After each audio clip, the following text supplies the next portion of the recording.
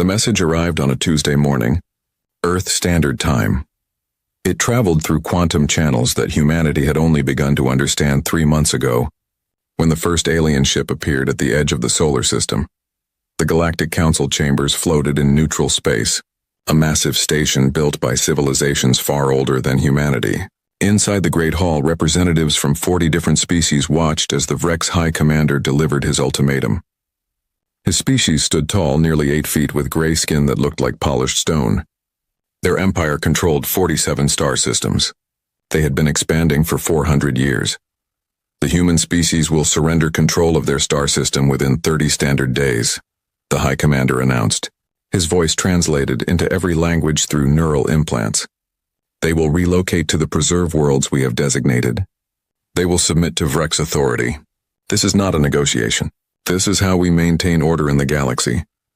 Ambassador Tevrin watched from the observer section. His species, the Quill, had been part of the Council for 2,000 years. They had seen this happen before. The Vrex found a new species. They made demands. The new species either complied or got crushed.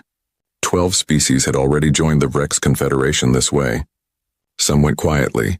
Some fought brief, hopeless wars. Have the humans responded? Asked Council Speaker Morn, an elderly being whose species valued diplomacy above all else. No, the High Commander said. They received our message 18 days ago. They have sent nothing back. No acceptance. No defiance, nothing. Tevrin felt his spine ridge tingle. That was unusual. Most species responded immediately. They begged, they negotiated, they threatened, or they surrendered. But silence? That was new. Perhaps they need more time to understand, Speaker Morn suggested. They are newly contacted. Their translation systems might be inadequate. The High Commander made a dismissive gesture with his forearms. They understand. Their technology is sufficient. We have monitored their communications. They received our terms. They know what we demand. Another observer, a crystalline being named Shard, chimed in. The humans are strange. They developed faster than light travel without Council guidance. Their method is unusual, crude but effective. Tevrin had studied the human first contact files. When humanity revealed itself to the galaxy, they did so carefully. One ship, one message. They shared some technology, but not all. They answered some questions, but not others. They were polite but distant. Their weapons are also unusual, Shard continued. They use kinetic projectiles instead of plasma. They accelerate metal to extreme speeds. It seems primitive. The High Commander laughed. Primitive indeed. Our shields will stop their bullets easily. Our plasma cannons will cut through their ships like they are made of paper. Tevrin accessed the human database that had been shared with the Council. He scrolled through information about Earth, their homeworld. 1 planet, 4 colony worlds, all barely established. Perhaps 200 ships in their entire fleet. Against the Vrex armada of 800 warships, they had no chance. But something bothered him. He opened the human entertainment files. Humans shared these freely, saying they wanted other species to understand their culture. Tevrin watched snippets of their movies, their historical records, their stories. War. So much war. Humans had been fighting each other for their entire recorded history. 10,000 years of continuous conflict. They had weapons that could destroy their own planet. They had nearly wiped themselves out several times. They had only achieved peace among themselves in the last century, and even that seemed fragile. High Commander, Tevrin spoke up. I recommend caution. The humans may be more dangerous than they appear. The entire chamber turned to look at him. The High Commander's eyes narrowed. You think 200 primitive ships can challenge the Vrex Confederation? I think a species that talks this much about war usually knows how to wage it, Tevrin replied. The High Commander dismissed this with a wave. They are silent because they are afraid. Fear paralyzes. We have seen it before. The Kelth species went silent too just before they surrendered. The humans will be the same. The Council session ended. The countdown continued. 30 days for humanity to respond. 30 days to pack up their civilization and submit. Tevrin returned to his observation post and continued studying. He watched more human media. He read their military history. He analyzed their ship designs. Something was wrong. Something didn't fit. 2 weeks passed, then 3. Still no response from humanity. Not a single word. The Vrex began moving their fleets into position. 800 warships gathered at the jump points leading to human space. They would invade on day 31 if no surrender came. Tevrin noticed something else. Human civilian traffic had stopped. No merchant ships. No exploration vessels. No communication with the few alien traders who had visited human space. Complete silence. The Virex commanders celebrated. They interpreted the quiet as submission, but Tevrin remembered something from the human military files he had read. A quote from one of their ancient strategists: "All warfare is based on deception." The humans had not sent a single reply. Day 15 arrived with no change. The Vrex fleet grew larger at the staging area, a massive collection of warships positioned at the edge of human space. They waited like predators outside a burrow, confident their prey had nowhere to run. Ambassador Tevrin stood in his observation vessel, surrounded by monitoring equipment. His team had been tracking human space for 2 weeks now. The sensor readings troubled him deeply. Still nothing? His assistant, a young quill named Rix, asked. "Nothing," Tevrin confirmed. "No broadcasts. No ship movements. No communications of any kind. The Vrex say this is normal. They say species become paralyzed when faced with overwhelming force." Tevrin's spine ridges flattened, a sign of disagreement. "I have reviewed the Vrex conquest files. Even the species that surrendered, they still communicated. They sent messages. They tried to negotiate. They pleaded. But the humans? Perfect silence." He pulled up a star map showing human territory. 4 colony worlds orbited nearby stars. Earth, their homeworld, sat in the center. All of them had gone dark. Not destroyed, just quiet. Ships that should have been moving between worlds had vanished from sensors. Where are their civilian ships? Tevrin wondered aloud. Rix checked the data. Unknown. 2 weeks ago, we tracked 147 human civilian vessels. Now we detect 0. They did not leave human space. Our sensors would have caught them. So where did they go? The Vrex High Commander had a different interpretation. He broadcast his confidence to the entire fleet. The humans have pulled back to their homeworld. They huddle together in fear. When we arrive, they will surrender immediately. This will be the easiest conquest in Vrex history. But Tevrin could not shake his unease. He spent his nights reviewing human cultural files. Their entertainment was violent. Their sports were violent. Even their children's stories involved conflict and struggle. They were a species that had climbed to the top of their planet's food chain and stayed there for 200,000 years. He found a human documentary about their ancient history. It showed how early humans hunted prey animals. They did not chase like predators with claws and teeth. Instead, they followed. They tracked. They waited. They exhausted their prey over hours or days, then struck when the target was too tired to fight back. Persistence predators, the documentary called them. Rix pulled up the military doctrine files the humans shared with the Council. His assistant brought up the documents.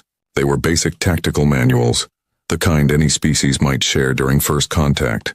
Nothing secret, nothing revealing, except for one line that Tevrin had overlooked before. In conflict, choose the time and place of engagement. Never allow the enemy to dictate terms. His spine ridges stood up straight. That was not the philosophy of a species that surrendered easily. Day 20 arrived. The Vrex fleet completed its assembly. 800 warships, all armed with the latest plasma weapons and shielding technology. They ran combat drills. They practiced planetary bombardment patterns.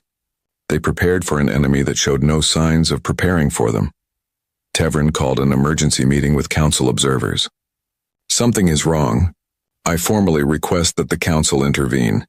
The other observers looked at him with confusion. "Intervene how?" asked a representative from the Crystalline Assembly. "Stop the Vrex invasion. Give humanity more time, at least until we understand why they are silent."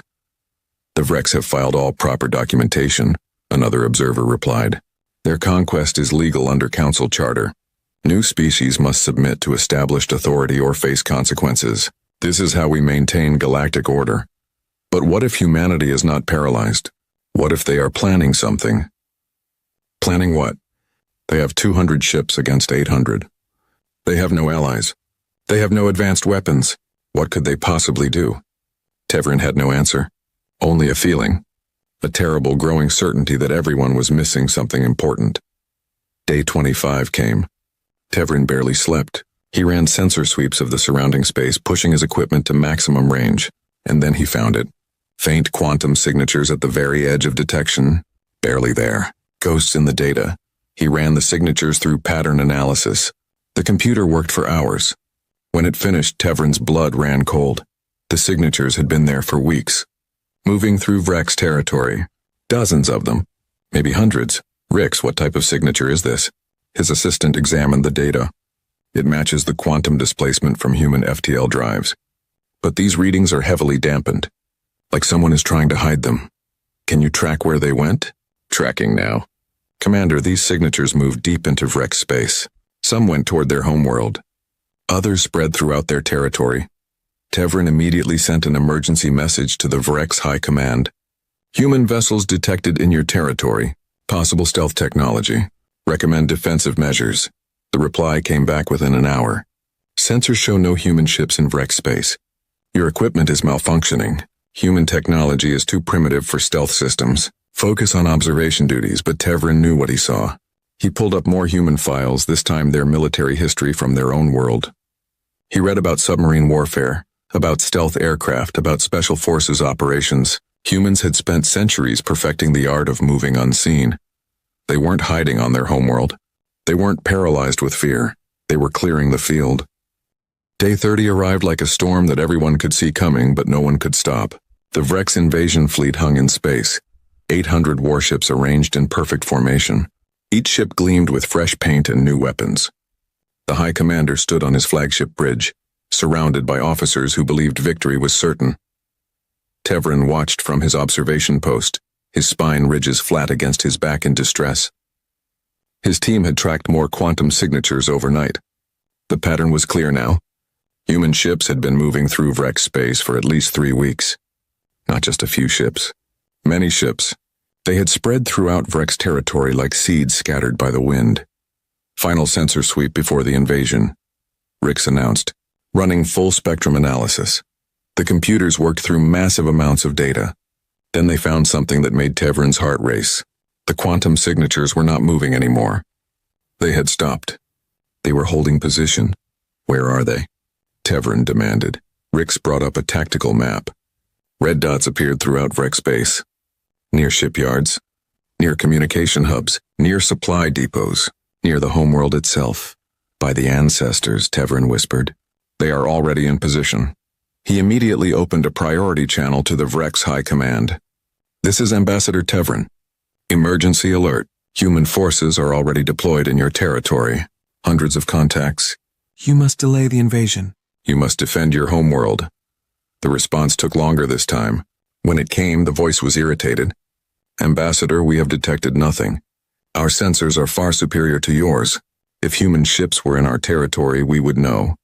They are trying to deceive you with false signals. Ignore them. High Commander, please listen. I have been studying human military doctrine. They do not fight defensively. They do not wait to be attacked. Their entire strategic philosophy is based on striking first. With what? The High Commander replied. 200 primitive ships? Even if your ghost signals are real, 200 ships cannot threaten the Vrex Confederation. We have 800 ships here, and thousands more throughout our territory. You are seeing shadows and imagining monsters. The channel closed. Tevrin stood in silence, knowing something terrible was about to happen but unable to stop it. He turned to his computer and pulled up every file the humans had shared about their military history. He read about Pearl Harbor, about Barbarossa, about the Six-Day War. He read about Blitzkrieg and shock and awe. Every major human conflict started the same way. One side struck hard, struck fast, and struck where the enemy was weakest. Rix, how many human ships have we actually seen? Verified visual contacts? His assistant checked the database. 47 ships, Commander. All during first contact and early diplomatic meetings. And we assumed they had 200 total because they told us they did. It was in their initial information packet to the Council. Tevrin felt his spine ridges begin to tremble. What if they lied? What if they have been hiding their true fleet size? Why would they do that? Because Sun Tzu, one of their ancient military philosophers, wrote, "Appear weak when you are strong, and strong when you are weak." What if humanity has been preparing for conflict since the moment they made first contact? Before Rix could answer, alarms screamed throughout the observation post. Emergency broadcasts flooded every channel. The voice of a Vrex planetary controller came through, distorted by static and panic. Vrex homeworld under attack. Multiple human vessels. They came from inside the system. Repeat, they appeared inside the defensive perimeter. Shields down. Communication array offline. Shipyard stations non-responsive. How did they get past the early warning grid? The High Commander's voice cut through the chaos. Impossible. Our fleet is here. The humans are trapped in their own space. This must be a technical malfunction. But more reports came flooding in. Vrex colony worlds under attack. Industrial systems reporting human ships. Supply lines being cut. Everywhere the same pattern. Human forces appeared without warning, struck critical infrastructure and vanished before defenses could respond. Tevrin pulled up a tactical display of Vrex space. Red markers appeared across the map like a disease spreading. 30 systems. 30 simultaneous attacks, all happening at once. They were never on the defensive, he said quietly. The silence was not fear. It was operational security. They spent 30 days moving into position while we watched their empty homeworld and congratulated ourselves. The High Commander's channel reopened. His voice had lost its confidence. All fleet units return to Vrex space immediately. Defend the homeworld. Defend the colonies. But Tevrin saw what would happen next. He ran trajectory calculations. Commander, if the fleet turns back now, they will have to use the established jump points. The same jump points the humans know about. What are you suggesting? I am suggesting the humans have been reading human military history too. They know that a retreating army is vulnerable. They know where your fleet will go. As if on cue, the first Vrex ships that attempted to jump back to their territory reported contacts. Human ships at the jump points. Not warships, but autonomous weapons platforms. Mines, drones, missiles moving at relativistic speeds. The Vrex fleet was trapped. Not by superior numbers, but by superior planning. Humanity had turned the hunters into the hunted. How many ships do they really have? The High Commander asked, his voice barely a whisper. Tevrin looked at the tactical display. New contacts kept appearing, hundreds, maybe thousands. I think we are about to find out. On Earth, the silence finally broke. A single message transmitted to the Galactic Council. It contained just 3 words in perfect galactic standard. Negotiations are concluded. The humans had spent 30 days in silence, moving their pieces into place. Now the board was theirs. The Vrex homeworld burned. Not with fire, but with precision. Human ships had emerged from faster-than-light travel inside the star system, bypassing every early warning sensor and defensive station. They appeared like ghosts, hundreds of vessels that had somehow crossed light years without being detected until the final moment. Tevrin watched the tactical displays with growing horror. The numbers kept changing. Not 200 human ships. Not even 500. The computer counted contacts and then recounted as more appeared. 1,000. 1,500, 2,000. The tally kept rising. Where did they all come from? Rix asked, his voice shaking. They were hiding them, Tevrin replied. During first contact, they showed us a small fleet. We assumed that was everything. We never considered they might have shipyards we never saw. Facilities we never detected. They let us think they were weak. The Vrex defense fleet tried to respond, but human tactics tore through their formations like a blade through water. The Vrex relied on powerful shields and plasma weapons, technology that had dominated galactic warfare for centuries. But humans had built their entire military around different principles. Kinetic weapons, mass drivers, railguns that accelerated projectiles to incredible speeds. The Vrex shields could stop energy weapons easily, but they struggled against solid matter moving at relativistic velocities. Human ships fired metal slugs that punched through shields like they were made of air. Worse, the humans used swarming tactics. For every large warship, they had dozens of smaller craft, drones that operated without pilots, controlled by artificial intelligence that made decisions faster than biological minds could process. The drones surrounded Vrex vessels, overwhelming their defenses through sheer numbers. This is not warfare, a Vrex commander broadcast. This is butchery. They fight without honor. But honor meant nothing when your communication systems went dark. The humans had launched cyber attacks alongside their physical assault. Viruses designed specifically for Vrex computer systems spread through their networks, shutting down coordination between ships, disrupting targeting systems, filling channels with false information. The Vreks had superior technology in many ways. Their individual ships were more powerful. Their weapons had longer range. But humans fought like they were trying to kill a philosophy, not just win a battle. Tevrin accessed the human military doctrine files again. He found a document labeled Shock and Awe. He read it carefully. The strategy was simple. Hit the enemy so hard, so fast, from so many directions that they cannot respond effectively. Destroy their ability to fight back before they realize the fight has started. That was exactly what was happening. Across 30 Vrek systems, human forces struck at the same moment. Not random attacks, carefully chosen targets, shipyards where new vessels were built, communication hubs that coordinated the Empire, supply depots that kept the military functioning, orbital defense platforms, sensor arrays. The humans were not trying to conquer territory. They were dismantling the Vrek's war machine piece by piece. New contacts, Rix announced. The Vrek's invasion fleet is trying to return home. They are engaging human forces at Jump Point Delta 7. Tevrin pulled up that sector. The 800 Vrek's warships had attempted to retreat back to their territory, but human forces waited for them. The jump point had been mined with autonomous weapons. As each Vrek ship emerged from faster-than-light travel, it ran straight into a wall of explosives and railgun fire. The Vrek's High Commander broadcast on all channels, requesting immediate council intervention. The human attack violates all protocols of civilized warfare. They must be stopped. Council Speaker Morn appeared on the communication channel, his ancient face grave. The Council cannot intervene in an active conflict between two species. This is your war, High Commander. You started it. We issued a legal ultimatum according to Council Charter. And they replied. Tevrin said quietly, just not with words. The battle raged for 48 hours. Human ships struck and vanished, using hit-and-run tactics that prevented the Vreks from mounting an effective counterattack. When Vrek's forces concentrated to defend one location, humans struck somewhere else. When the Vreks split their forces to cover more ground, humans destroyed them in detail. Tevrin studied the human fleet movements and recognized patterns from Earth's own history. Naval warfare, air superiority campaigns, combined arms operations. Humanity had spent 10,000 years fighting itself, learning every possible way to wage war.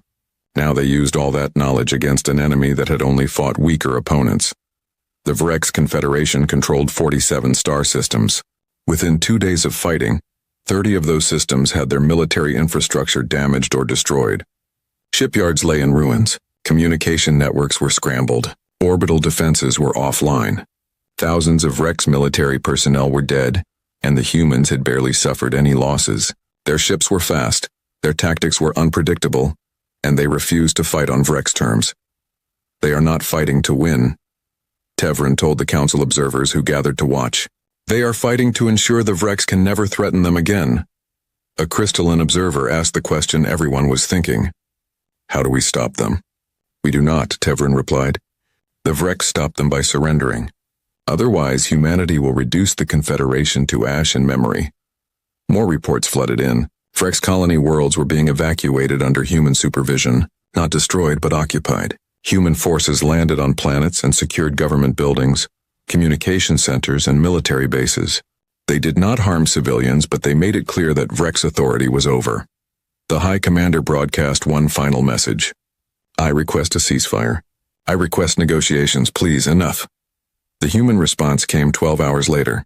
A single word, acknowledged, the shooting stopped. Human forces held their positions but did not advance further. They waited. In 72 hours, humanity had done what no species had accomplished in 400 years. They had broken the Vrek's Confederation, not through superior technology, but through superior strategy, superior planning, and a level of organized violence that shocked the entire galaxy. The humans had been silent for 30 days. Now everyone understood why. They were not preparing a defense. They were waging total war. The Galactic Council met in emergency session. Every species sent their highest representatives. The chamber that had witnessed the Vrek's ultimatum 33 days ago now held a very different gathering. The Vrek's High Commander stood in the defendant's position, his forearms hanging limp, his proud bearing gone. Humanity sent their first diplomatic representative since the war began. Ambassador Elizabeth Chen walked into the chamber wearing a simple black suit. She was shorter than most species present, unremarkable in appearance, but when she took her position, every eye in the chamber fixed on her. Council Speaker Morn opened the session. Ambassador Chen, the Galactic Council recognizes humanity's military victory over the Vrex Confederation. We are here to discuss terms of peace and prevent further bloodshed. Chen nodded politely. Thank you, Speaker Morn. Before we begin, I want to apologize for our delayed response to the Vrex ultimatum. We wanted to ensure our message was perfectly clear.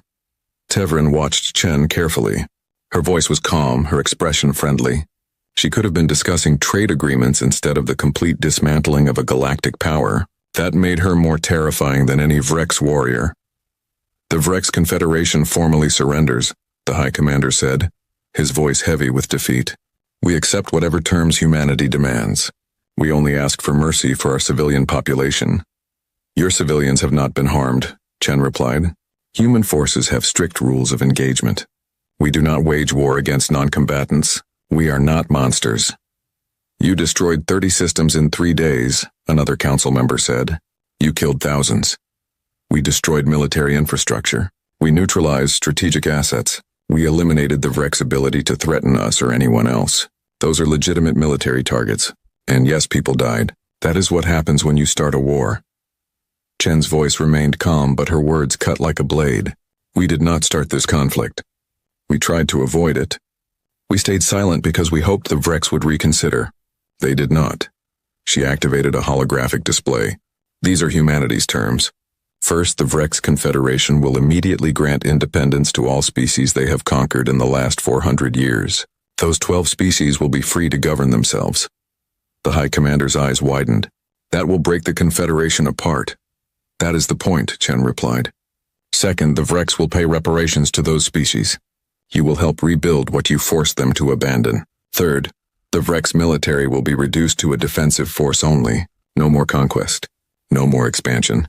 No more threatening new species.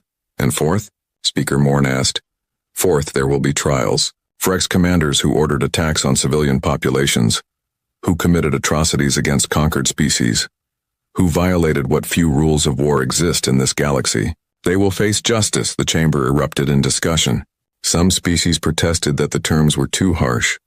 Others argued they were not harsh enough. Tevrin remained silent, watching Chen's face. She showed no emotion, no satisfaction, no anger. She simply waited for the noise to die down. I have a question, Tevrin said when he could be heard. Why did you strike so hard? You could have defended your own territory and forced a stalemate. Instead, you invaded Vrex space and crushed them completely. Why? Chen turned to face him. For the first time, something like warmth entered her expression. Ambassador Tevrin, I have read your reports. You were the only one who tried to warn everyone. You studied our history. You tried to understand us, so you should know the answer. She pulled up images from human history, ancient wars, medieval battles, world wars, nuclear standoffs. Humanity has spent its entire existence fighting. We have nearly destroyed ourselves a dozen times. We have learned lessons written in blood and ash. And the most important lesson is this. If someone tells you they plan to destroy you, believe them. And make certain they never get the chance. We monitored galactic communications for years before revealing ourselves, Chen continued. We watched the Vrex conquer other species. We saw how they operated. We knew that when we made first contact, they would eventually come for us. So we prepared. You prepared for 3 years? The High Commander asked. How? We built ships. We designed weapons. We trained soldiers. We created strategies. We did everything we could to ensure that if war came, we would win it decisively. Chen's voice hardened slightly. You saw 47 ships during first contact because that is what we wanted you to see. You thought we were weak because that is what we wanted you to think. We gave you bad intelligence because we assumed you would use it against us. That is deception, a council member protested. That is not civilized behavior. Civilized behavior is not threatening to destroy a species you just met, Chen shot back. Civilized behavior is not forcing people from their homes because you want their planet. The Vrex started this war the moment they sent that ultimatum. We just finished it, Tevrin spoke again. What happens now? Do you plan to become the new dominant power? Will humanity start making ultimatums to other species? Chen shook her head. No, we want to trade. We want to learn. We want to exist peacefully. But we will not be pushed around. We will not be threatened. We will not be conquered. Make no mistake. If another species tries what the Vrex attempted, we will respond the same way. She looked around the chamber, meeting the eyes of representatives from dozens of species. We come in peace. We are prepared for war. The choice of which you meet was always yours. The Council voted on humanity's terms. They passed unanimously. The Vrex Confederation would be dismantled. The conquered species would be freed. The galaxy's political structure would change forever. As the session ended, Tevrin approached Chen. May I ask one more question? Of course, Ambassador. The silence. The 30 days without a response. Was that part of your strategy? Chen smiled slightly. We needed time to move our forces into position. We needed the Vrex to feel confident, to gather their fleet in one place, to leave their territory vulnerable. We needed them to think we were paralyzed with fear. And yes, we needed them to wait while we prepared. So we said nothing. Silence is just another form of communication, Ambassador. We were speaking. The galaxy just did not understand the language. Tevrin's spine ridges trembled. What language is that? The language humanity speaks best, Chen replied. The language of calculated, overwhelming, unstoppable force applied with surgical precision. We were not silent because we had nothing to say. We were silent because we were already saying everything we needed to say through our actions. She nodded politely and walked away, leaving Tevrin standing in the chamber. He looked at the empty seat where the Vrex High Commander had stood, now vacant. The galaxy had waited for humanity's reply. They just had not understood that the quiet meant it was already too late. The stars shimmered against the black canvas of space as Dr. Henry Miller peered through his telescope at the NASA Observatory in New Mexico. For years, he had studied unusual signal patterns from the edge of our solar system. But tonight was different. The signals had stopped completely.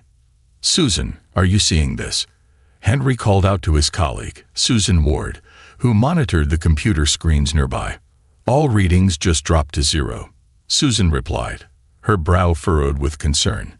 That's not possible unless. A blinding light cut her off mid-sentence. They rushed to the window and stared in awe as a massive object descended through Earth's atmosphere, leaving a trail of blue energy in its wake. The object was unlike anything humans had ever built, sleek, metallic, and at least the size of 10 aircraft carriers stacked together. News of the arrival spread across the globe within hours. Military forces worldwide went on high alert as the vessel positioned itself above the Atlantic Ocean, hovering there in silent display of power. 3 days passed without any communication. World leaders gathered at the United Nations in New York, arguing about how to respond to this unprecedented event. Some wanted to attack immediately. Others cautioned patience. On the 4th day, as Henry and Susan were called to join a special scientific committee, the alien ship finally made contact. Every television, radio, computer, and phone on Earth simultaneously broadcast the same message in perfect English. People of Earth, the Galactic Veteran Empire acknowledges your existence. Your presence has been noted in our registry of developing worlds.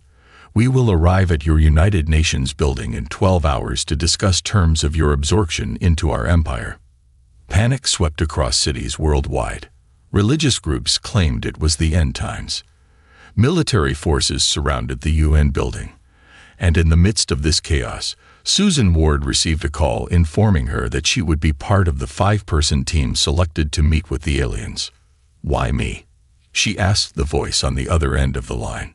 Because you're the leading expert in theoretical alien communication protocols, the voice replied. And because the president trusts you. 12 hours later, exactly as promised, a smaller vessel detached from the mothership and descended onto the UN plaza. The world watched through countless cameras as a door slid open, revealing tall, slender figures with grayish-blue skin and 4 arms each. Their leader stepped forward. 8 feet tall with ornate markings across its face, it wore what appeared to be a living armor that shifted colors with each movement. I am Imperial Ambassador Krax Tull, it announced, its voice surprisingly melodic. I speak with the full authority of the Vesheran Empire, which spans 812 worlds across this galactic arm. The human delegation, led by the UN Secretary-General, welcomed the ambassador into the building. Susan found herself seated directly across from Kraxtold in the Security Council chamber. "Let us dispense with pleasantries," the ambassador said. "Your world has two options: join the Empire as a vassal species, or face immediate planetary sterilization. Those who submit will be permitted to live productive lives, serving imperial interests. Those who resist will be removed." Susan felt her mouth go dry. "Ambassador, surely there must be room for a third option, perhaps a mutual partnership." Kraxtoll's four eyes blinked in sequence, a gesture they would later learn indicated amusement. "Your species has barely mastered basic space travel. You have nothing to offer as partners." The ambassador touched a device on its wrist, and the room's walls seemed to disappear, replaced by images of planets being destroyed by weapons of unimaginable power. This was the Keldari homeworld. They also suggested partnership. The room fell silent. "You have 30 standard Earth days to submit your formal acceptance of imperial rule. During this time, our ships will maintain position above your major cities as a reminder of the consequences of defiance." With that, the ambassador rose to leave, but paused at the door. "I should mention, we have observed your fictional tales of resistance against superior forces. Such narratives are charming but dangerous. Know that 43 species before you harbored similar delusions. None exist today except as subjects of the Empire." After the Vesherans departed, Susan looked at her fellow humans, seeing in their eyes the same mixture of fear and determination she felt herself. "We need to call Henry," she whispered to the Secretary-General. "He's been studying their signals. He might know something, anything, that could help us." The clock was ticking. 30 days to decide the fate of humanity. The emergency summit at the United Nations began just 12 hours after the Vesheran ultimatum. Leaders from every nation on Earth gathered in the large conference hall, faces grim with the weight of their decision. Susan Ward sat near the front, her notes spread before her. "We cannot simply surrender," said the American president, her voice firm despite the dark circles under her eyes. "But we've all seen their technology. How can we fight something like that?" The room erupted into overlapping voices until a sharp whistle cut through the noise. All eyes turned to a man standing at the side entrance. Colonel Jack Donovan walked slowly to the center of the room, his military uniform crisp despite looking like he hadn't slept in days. "With respect, Madam President, ladies and gentlemen," he said, "I believe I have information that might help us." Susan watched as Donovan activated a holographic display showing dozens of star systems. "For the past 5 years, I've led a classified military intelligence unit studying unusual radio transmissions from deep space. We've intercepted messages that, until yesterday, made little sense." The hologram zoomed in on specific planets, each marked with dates. "These are records of the Vesheran Empire's conquests.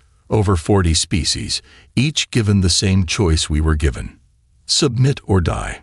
Gasps filled the room as images appeared of alien worlds being destroyed or occupied. "And here's the important part," Donovan continued. "Every species that submitted is now essentially enslaved. The Vesherans strip mine their planets, use the populations for labor, and take whatever resources they want. So there's no good option," the Chinese premier said quietly. "Fight and die, or submit and slowly die anyway." The door opened again, and Dr. Henry Miller entered with a woman no one recognized. She carried a secure briefcase handcuffed to her wrist. "This is Dr. Olivia Green," Henry announced. "And she might have our only hope." Olivia placed her briefcase on the table and unlocked it with a fingerprint and retinal scan. Inside was a small device that looked like a crystal surrounded by complex circuitry. "Project Phoenix," she said simply.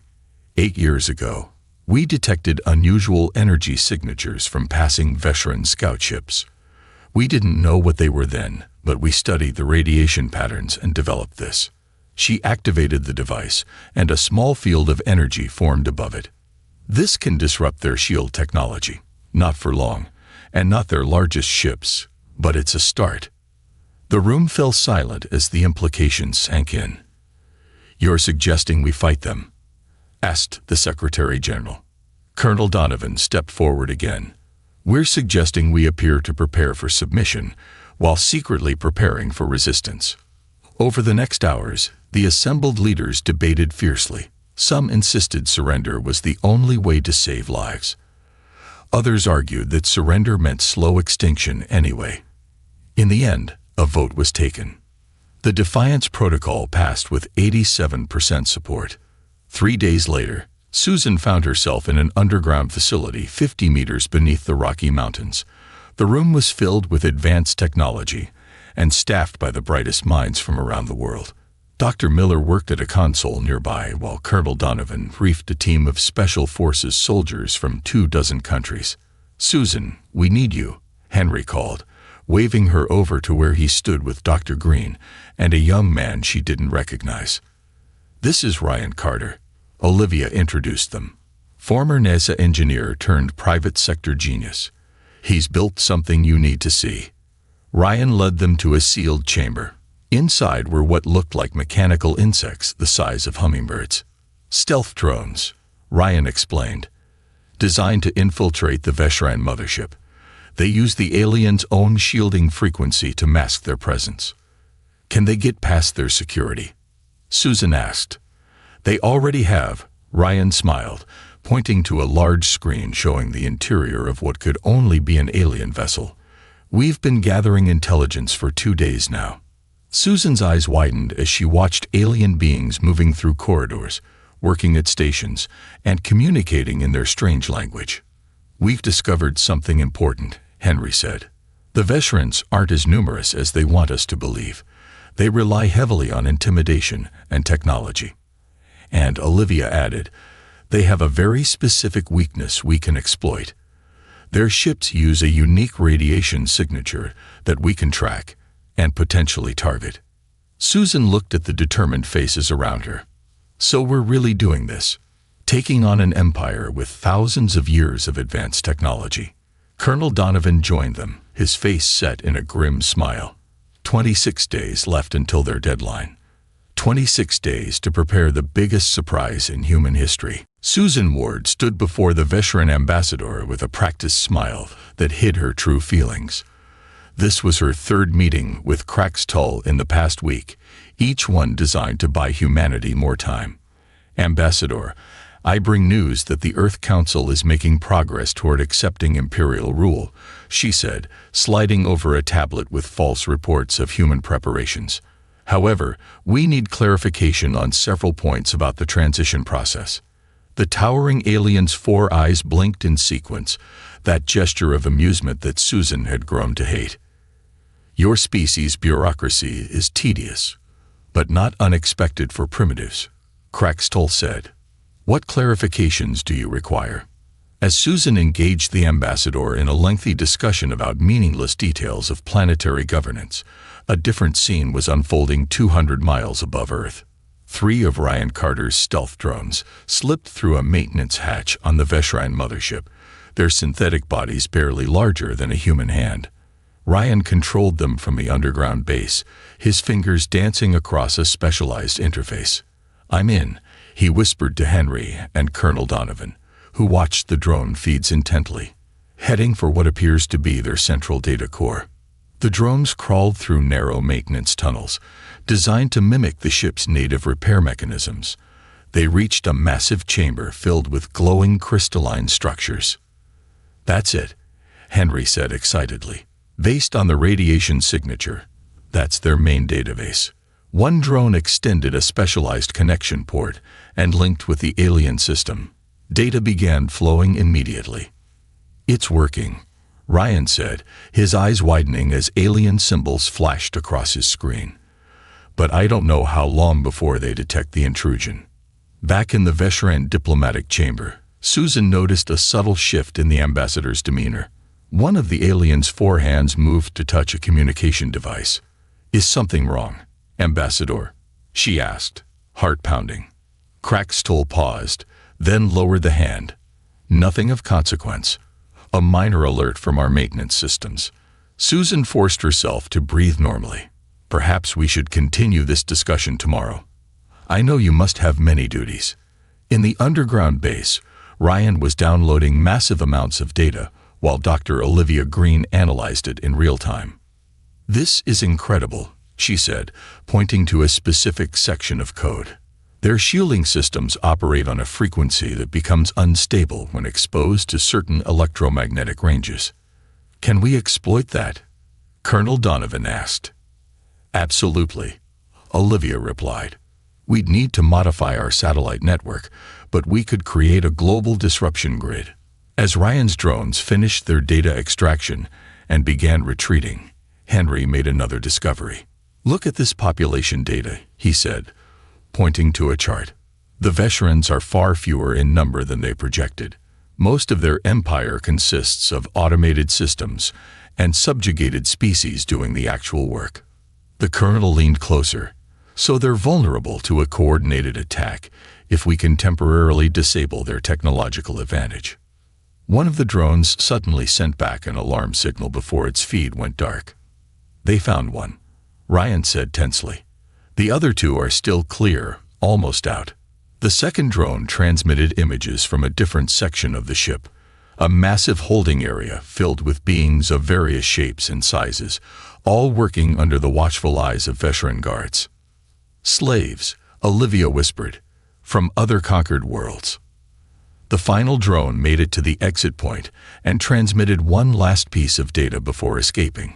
Coordinates for what appeared to be other subjugated planets in nearby star systems.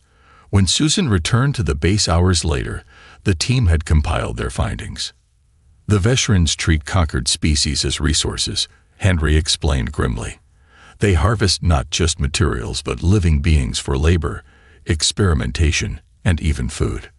We've identified at least 3 nearby star systems with species that might help us if we could contact them, Ryan added.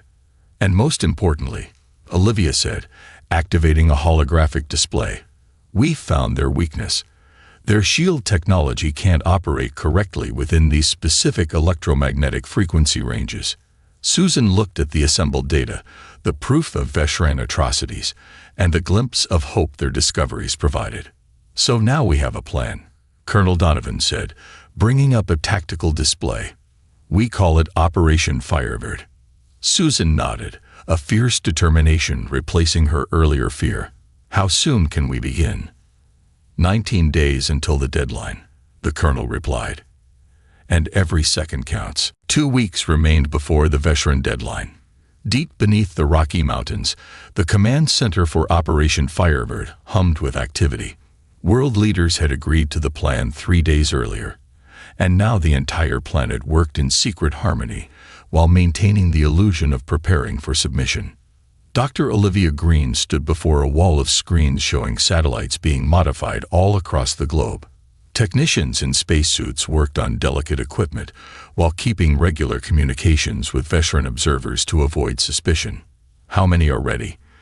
Colonel Donovan asked as he entered the room. 63%, Olivia replied. We need at least 85% for global coverage of the EM disruption grid. Will we make it in time? We have to, she said simply. In another section of the base, Ryan Carter worked with a team of programmers and engineers on a special project. Surrounded by servers and complex equipment, they were building something unprecedented. The AI framework is stable, Ryan announced, his fingers flying across the keyboard. Prometheus is coming online. A soft blue light filled the room as screens displayed a neural network taking shape. This artificial intelligence system had been designed with one purpose: to coordinate the global defense network during the coming battle. Hello, Prometheus, Ryan said. Can you understand me? Affirmative. A calm voice replied. I am operational and ready to serve. Current mission: assist in Earth's defense against Vesheran invasion forces. Ryan looked at his team with tired but triumphant eyes. It works. Meanwhile, in a secure hangar nearby, Colonel Donovan addressed 200 soldiers from nations that had been enemies just weeks before. These elite fighters stood together now, unified by a common threat. "You've all been chosen for your exceptional skills," the colonel told them. "Each of you represents the best your countries have to offer. You'll be the first humans to engage the veterans directly." He activated a holographic display showing alien physiology and equipment. "These are your targets. Memorize their vulnerabilities. When the EM grid drops their shields, you'll have a short window to strike." The soldiers studied the information with intense focus. Among them was Sergeant Alan Parker, a Marine who had lost his family in a tornado the previous year. He had nothing left to lose and everything to fight for. "Sir," Alan asked, "what are our odds of success?" Colonel Donovan looked him in the eye. "Better than they think we have." In the medical wing, Dr. Henry Miller made a surprising discovery. He had been studying samples of veteran tissue obtained by the stealth drones, looking for biological weaknesses. "Susan, come see this," he called excitedly as Susan Ward entered the lab. He showed her a Petri dish where veteran tissue cells were rapidly breaking down. "What am I looking at?" she asked. I exposed the sample to various sound frequencies. This particular vibration -438 Hz causes their cellular structure to lose cohesion. Susan's eyes widened. "You're saying we can incapacitate them with sound? Not kill them, but yes, render them temporarily helpless. Something about this frequency disrupts their neural pathways." In the command center, the team gathered to review their progress. Operation Firebird now had multiple components: the satellite EM disruption grid, the Prometheus I coordinator, the Special Forces strike teams, and now a sonic weapon. "This is starting to feel possible," Susan said. "It's more than possible," Colonel Donovan replied. "But we need to discuss something important." He brought up images of veteran weapons capabilities. "Once we start this, there's no going back. They will retaliate with everything they have. Millions could die before we win, if we win." The room fell silent as everyone considered the stakes. "What's the alternative?" Dr. Green asked. "Generations of slavery, watching our planet being stripped bare." Ryan spoke up from his workstation. "Prometheus has run simulations. Even with high casualties, humanity survives by fighting. Submission leads to extinction within 3 generations." Colonel Donovan looked at each of them in turn. "Then we proceed. But remember what we're fighting for. Not just to kill veterans, but to save humanity." Susan nodded. "We answer their fire with fire of our own." 13 days remained until the deadline. The clock was ticking, and the greatest gamble in human history was about to begin. 3 days before the deadline, Susan Ward sat across from Ambassador Crax Tull in what had become their regular meeting room. She passed him a tablet showing false documents of Earth's surrender preparations. "As you can see, Ambassador, we are on schedule to formally accept imperial rule," she said with practiced calm. "The world leaders just need to finalize a few details about the transition government." The veteran studied her with all 4 eyes. Something in his posture had changed since their last meeting. "Interesting," he said, placing the tablet down slowly. "Yet our sensors detected unusual activity at several of your satellite installations yesterday." Susan's heart pounded, but her face remained neutral. "Routine maintenance, I believe. Is there a problem?" Before the ambassador could answer, a veteran officer burst into the room, speaking rapidly in their clicking language. Craxtful rose to his full height, all 4 arms tensing. "It seems, Ms. Ward, that your species has made a grave error in judgment." Across the globe, alarms began to sound. The Veshran mothership had deployed smaller attack vessels that now descended toward major military installations. The aliens had discovered Operation Firebird. In Chicago, massive energy beams cut through skyscrapers, turning glass and steel into molten rivers. Sydney's harbor boiled as Veshran weapons targeted the hidden submarine base beneath its waters. In the Rocky Mountain Command Center, chaos erupted as reports flooded in. "They know," Colonel Donovan shouted, rushing into the control room. Someone leaked information, or they detected our preparations. Dr. Green's fingers flew across her control panel. The EM grid is only at 78% capacity. We're not ready. Ryan Carter worked frantically to bring Prometheus fully online. The AI needs another 12 hours for full integration with our defense systems. A technician reported, veteran ground forces are deploying in Asia, Europe, and North America. They're securing strategic locations. On the main screen, they watched as Susan was roughly seized by veteran guards and dragged from the meeting room. "They've taken Susan," Henry said, his face pale. Colonel Donovan made a swift decision. "We have no choice. We launch now with what we have." He turned to Dr. Green. "Activate the grid." "But it's not at full capacity," she protested. "It's now or never." On his screen, Ryan saw a message from Prometheus. "I can compensate for grid deficiencies by rerouting satellite paths. Probability of success, 63%. "Do it," Ryan told the AI. Across Earth, hidden defense systems prepared to activate. Meanwhile, the veterans continued their assault, believing they had caught humanity unprepared. In orbit, Susan was brought aboard the veteran command ship. Ambassador Krax Tull met her in what appeared to be a control center. "Did you truly believe we wouldn't detect your pitiful resistance plans?" he asked. "We have conquered 43 species more advanced than yours." Susan said nothing, scanning the room for information that might help her people. "You will watch as we demonstrate what happens to those who defy the Empire," Krax Tull continued. Chicago was just the beginning.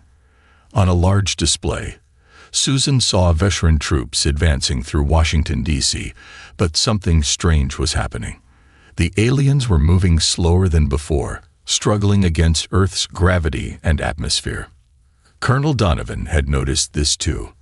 From a forward command post, he watched veteran soldiers laboring to breathe Earth's air. "Our atmosphere affects them," he told his team. "They're vulnerable outside their environmental suits." He ordered his special forces to engage, and for the first time, humans fought veterans directly. Despite advanced alien weapons, the special forces had one key advantage. They were fighting on home ground. Back at the command center, Henry made a desperate call. "We need to accelerate the Firebird protocol. Susan is captive on their command ship. Once we activate the EM grid, that ship will be hit too." "We have no choice," Dr. Green replied grimly. "Millions are dying every hour we wait." Ryan looked up from his console. "Prometheus says we'll have one chance. When the grid activates, it will create a resonance cascade through their fleet. The disruption will last 90 seconds at most." Colonel Donovan's voice came through their communications. "Then that's all the time we need." Dr. Green began the final countdown. Across the world, hidden satellites aligned into their attack positions. "May God help us all," she whispered as she pressed the activation command. A pulse of invisible energy swept across the planet as the EM disruption grid activated. For a brief moment, everything electronic on Earth flickered. Then, high above, the veteran ships shuddered as their shields failed. In the command center, Prometheus spoke through every speaker. "Grid functioning at 78% capacity. Shield disruption confirmed. 90-second window initiated. Coordinating global counterattack." All across Earth, hidden weapons platforms emerged from their disguises. Communication satellites revealed themselves as orbital defense stations. Underground silos opened to launch specialized missiles designed to target veteran vulnerabilities. Colonel Donovan led his special forces toward the largest veteran ground deployment in North America. Each soldier carried weapons modified to emit the 438 Hz frequency that Dr. Miller had discovered. As they approached, they activated the sonic disruptors. The effect was immediate. Veteran soldiers collapsed, their forearms clutching at their heads. Those that managed to remain standing fired wildly, unable to aim properly. "It works," Surgeon Alan Parker shouted over the comm system. "The sound frequency is working." Aboard the veteran command ship, chaos erupted as systems failed and alarms blared. Susan Ward found herself momentarily forgotten as her captors rushed to respond to the crisis. She slipped away from her guards and ducked into a service corridor she had spotted earlier. "I need to find their communication hub," she whispered to herself, using her diplomatic training to stay calm despite the terror flooding through her. Back on Earth, Dr. Green monitored the grid's performance. 60 seconds of disruption remaining, she announced. Ryan Carter worked with Prometheus to maximize the effectiveness of their attack. "Prometheus has hacked into the Veteran communication systems," he reported, broadcasting their vulnerabilities to all Earth forces now. On screens across the world, tactical information appeared, showing exactly where to hit the alien vessels. In orbit, what appeared to be ordinary weather satellites suddenly fired concentrated energy beams at the vulnerable Veteran ships.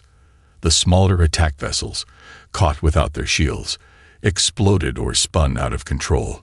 Dr. Miller made another discovery as he analyzed real-time data from the battles. "Water," he shouted. "Their skin burns on contact with water. It's like acid to them."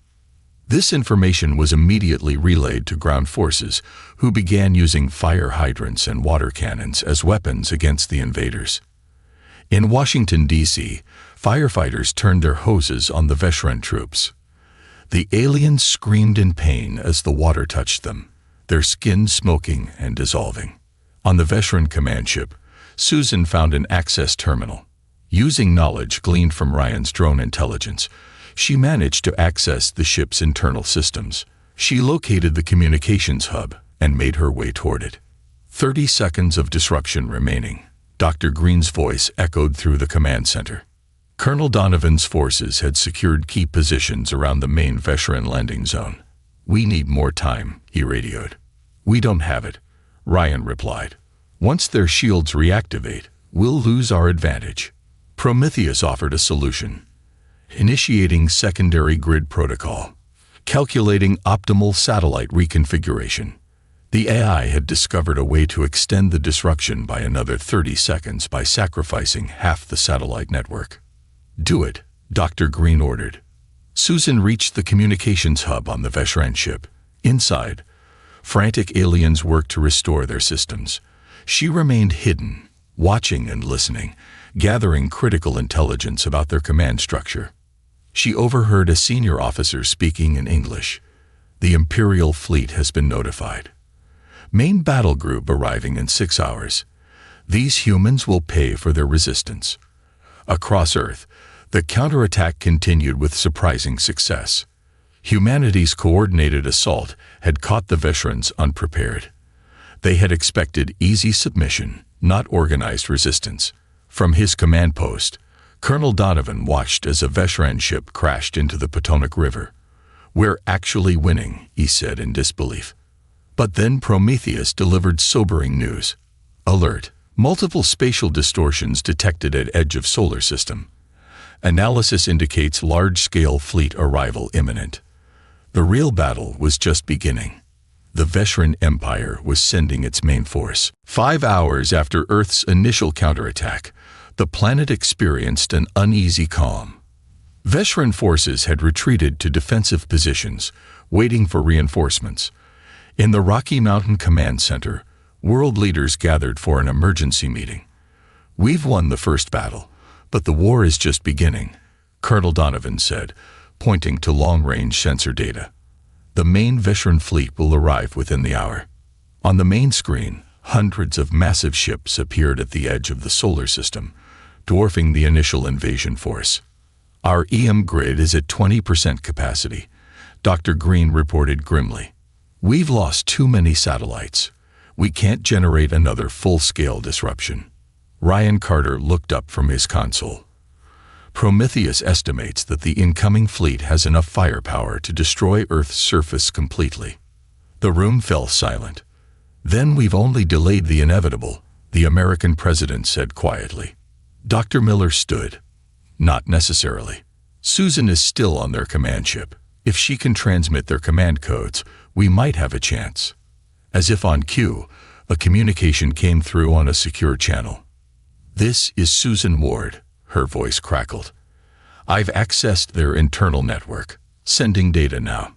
Information began streaming into the Earth's defense systems, veteran fleet formations, communication protocols, and most importantly, the command authentication codes. She did it, Ryan whispered, watching as Prometheus absorbed the new data. Meanwhile, Dr. Green received an unexpected message from a secure facility on the moon. Project Phoenix has more than one phase, she announced.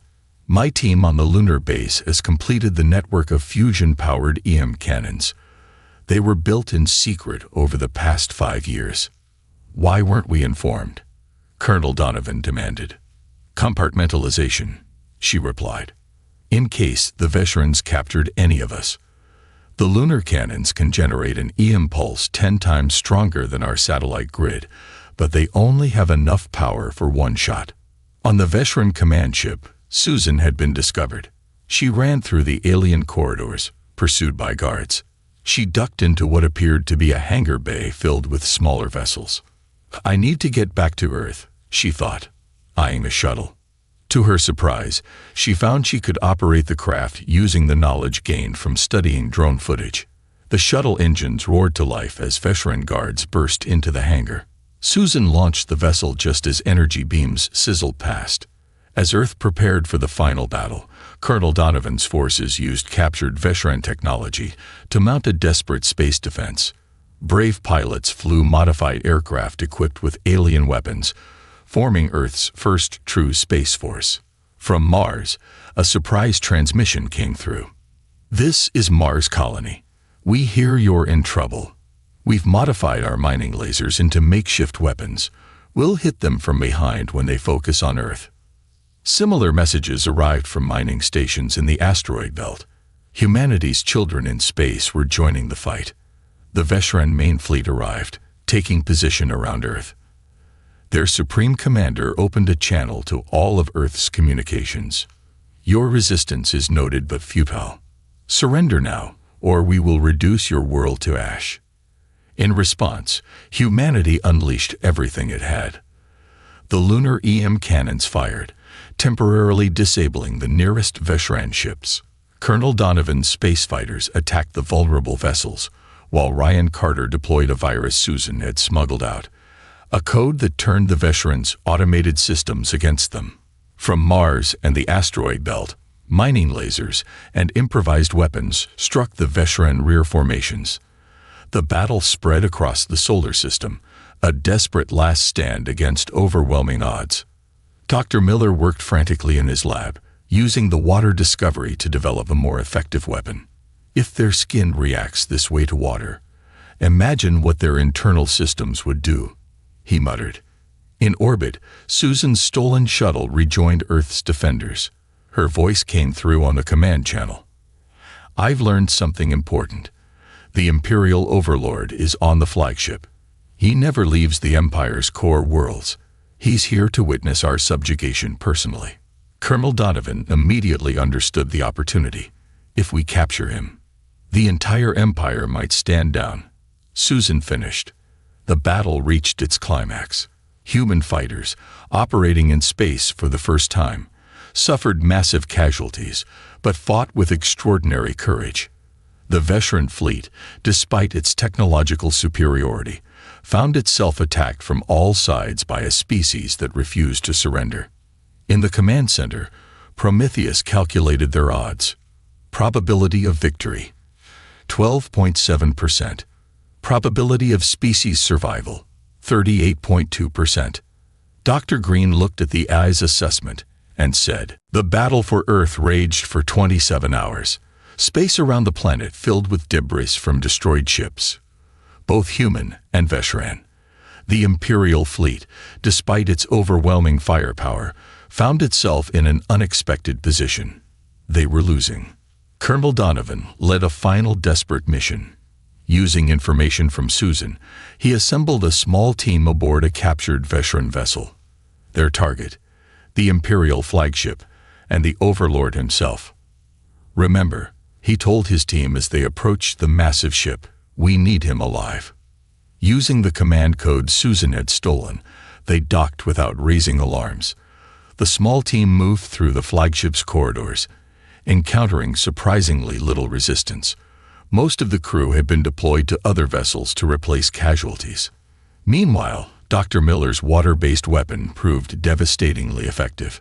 Missiles containing nothing more than pressurized water breached Veshran hulls, the liquid spreading through their ships and causing chaos as it burned through alien flesh and equipment. In the command center, Ryan worked with Prometheus to coordinate Earth's forces. The AI had evolved beyond its original programming, developing strategies no human would have conceived. New attack pattern identified, Prometheus announced, redirecting Mars colony lasers to focus on these junction points. On the main screen, they watched as precisely targeted mining lasers cut through the connection points between Veshran fleet sections, isolating and disabling them. Dr. Green monitored the battle from the lunar base, where her team had managed to recharge the EM cannons for one final pulse. "Ready to fire on your command," she radioed to Ryan. "Hold for Colonel Donovan's signal," he replied.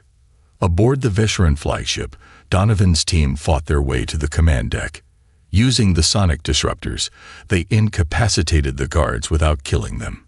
When they reached the central chamber, they found themselves face to face with the Imperial Overlord. Unlike the other Veshrans, the Overlord stood nearly 10 feet tall, with 6 arms instead of 4 and skin covered in ornate patterns. He watched the humans enter with an expression that might have been curiosity. "Interesting," he said in perfect English. "No species has ever reached this far." "It's over," Colonel Donovan said, training his weapon on the Overlord. "Order your fleet to stand down." To everyone's surprise, the Overlord laughed, a strange, rattling sound. "Perhaps you are worthy of something better than subjugation after all." Back on Earth, the command center received an unexpected transmission. The Veshran fleet was ceasing fire and pulling back to defensive positions. "What's happening?" Susan asked. Ryan checked the data. "Colonel Donovan has the Overlord. They're bringing him to the lunar base." Hours later, world leaders gathered at the lunar facility to face the captured ruler of the Veshran Empire. Despite being restrained, the Overlord maintained an air of dignity. "For 10,000 years, my empire has grown without meaningful resistance," he said. "You are the first to fight back effectively. The first to capture me. The first to earn respect." "We didn't want war," the American president responded. "You demanded our submission." "It is the way of the empire," the Overlord replied. "But perhaps it is time for the empire to evolve." The negotiations lasted for days. With the Overlord as their prisoner, humanity held a powerful bargaining chip. Dr. Miller's research into Veshran biology became another, as he developed treatments that could protect them from water's harmful effects. Eventually, terms were reached. The Veshran Empire would withdraw from Earth's solar system, establishing it as a sovereign territory. In exchange, humans would share their unique adaptability and scientific approaches. More importantly, Earth established contact with other subjugated species, forming the beginning of a new alliance. The Overlord, seeing the potential benefits of cooperation over conquest, agreed to reforms that would gradually free the enslaved worlds. 1 month after the battle ended, Susan Ward led a diplomatic mission to the Veshran homeworld, the first human to set foot on an alien planet. She carried with her humanity's terms for lasting peace.